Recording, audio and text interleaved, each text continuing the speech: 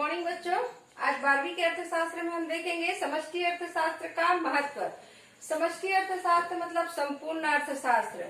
पूरे भारत में जितने भी आय व्यय का लेखा जोखा है, पूरे समाजवादी निजी जितने भी उद्योग, सबका संपूर्णता का अध्ययन किया जाता है।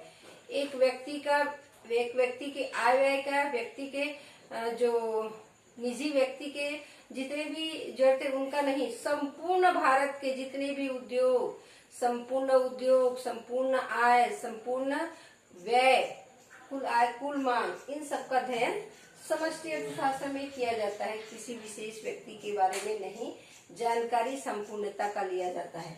तो उसमें हम देखेंगे कार्य प्रणाली को समझने में सहायक। समष्टि अर्थशास्त्र जो है कार्य प्रणाली को समझने में सहायता प्रदान करती है।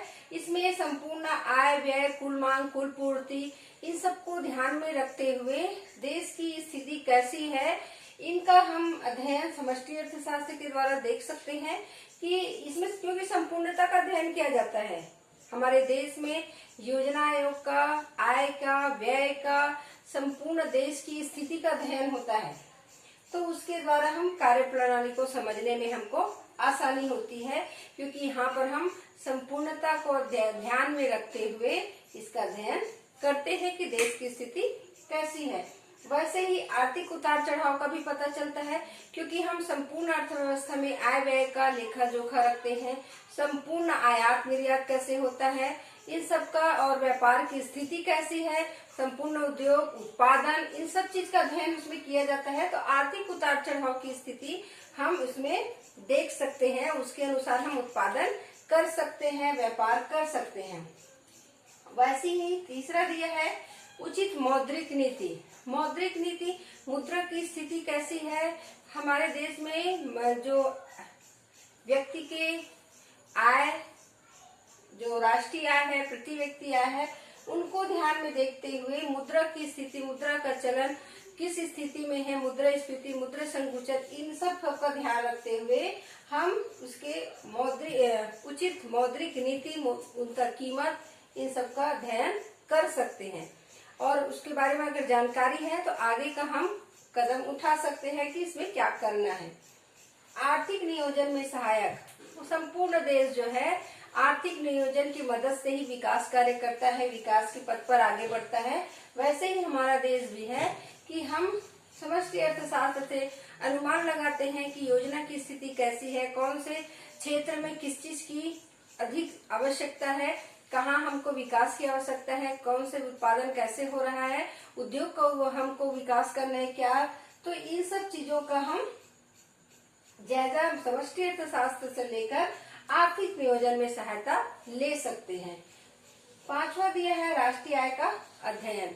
समष्टि अर्थशास्त्र के द्वारा हम राष्ट्रीय आय का भी अध्ययन कर सकते हैं, क्योंकि प्रति व्यक्ति आय से राष्ट्रीय आय और समष्टि अर्थशास्त्र में संपूर्ण देश की जो स्थिति है उसकी सही जानकारी हमको इसमें मिल जाती है। तो उसके द्वारा हम फिर राष्ट्रीय आय का अध्ययन कर सकते हैं, और उसके बाद हम लोगों के आय को बढ़ाने के लिए और क्या क्या कार्य कर सकते हैं उसके बारे में हम कर सकते हैं।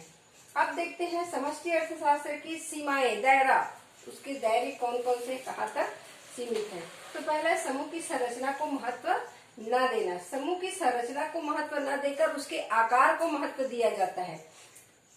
संरचना इसमें महत्वहीन होती है, उसके आकार को महत्व दिया जाता है। व्यक्तिगत इकाई महत्वहीन। समष्टि अर्थशास्त्र में व्यक्तिगत इकाई जो है महत्वहीन होती है। इसमें समस्त संपूर्ण का अध्ययन किया जाता है, इसी व्यक्ति विशेष का अध्ययन नहीं किया जाता, उसको महत्व नहीं दिया जाता है, क्योंकि इसमें संपूर्णता का अध्ययन होता है। इसीलिए निष्कर्षों का व्यवहारिक न होना, निष्कर्ष जो होते हैं वो व्यवहारिक नहीं होते हैं, क्योंकि इसमें कहा गया है कि संपूर्ण, हम देखते हैं कि पूरे राष्ट्रीय आय का अनुमान लगाकर प्रति व्यक्ति आय को उसमें भाग देकर प्रति व्यक्ति आय निकाला जाता है। तो इसमें देश में जितनी भी जनसंख्या है उसके हिसाब से उसमें बंटवारा कर देते हैं कि प्रति व्यक्ति आय कितना है। तो प्रति व्यक्ति आय का हम देखते हैं तो उसमें प्रत्येक व्यक्ति का वहाँ पर हिसाब लगाया जाता है कि प्रति व्यक्ति आय कितना है, परंतु यहाँ पर अमीर गरीब के हिसाब से आय रहता है। उनका क्रय शक्ति रहता है, तो इसमें भ्रामक होता है, निष्कर्ष गलत भी आ सकते हैं, क्योंकि हर व्यक्ति का कार्य करने का क्षमता या उसके खरीदने, व्यय करने का और मांग करने का, भोग करने का क्षमता सबका अलग अलग होता है। परंतु हम उसमें संपूर्णता का अध्ययन करते हैं, सबका एक दायरा समझ लेते हैं।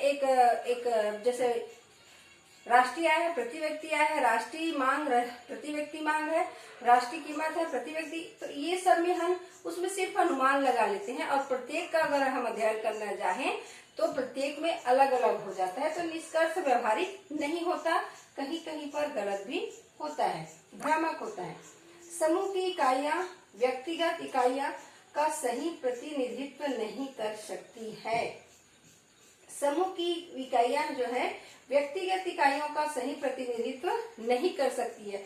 वही जो पहले मैं बताई हूँ, समूह में जो इकाइयां हम तैयार करते हैं वो व्यक्तिगत में सही नहीं बैठता, क्योंकि हम देखते हैं संपूर्ण का देखते हैं, वहां पर हम पूरे भारत में कैसे क्रय शक्ति है, मांग है, पूर्ति है, उसके हिसाब से हिसाब लगाते हैं, परंतु प्रत्येक व्यक्ति का मांग और उसका क्रय शक्ति अलग अलग होता है। हर व्यक्ति हर चीज का मांग नहीं करता। हम देखते हैं कि एक व्यक्ति जो है किसी वस्तु का मांग कर रहे हैं तो दूसरा उसका नहीं करेंगे, किसी को उसका भोग अच्छा लगता है तो किसी को नहीं लगेगा, किसी का क्रय शक्ति अधिक है तो किसी का नहीं है, अमीर गरीब बहुत अंतर होता है। तो ये सब चीजें उसमें समूह की इकाइयों का, व्यक्तित्व की इकाइयों का सही और प्रतिनिधित्व नहीं करते, सब में अनुमान होता है, अलग अलग होता है, भ्रामक होता है, गलत भी हो सकता है। तो ये रहा हमारा समष्टि अर्थशास्त्र की सीमाएं। तो महत्व और सीमाएं फिर आगे हम देखेंगे।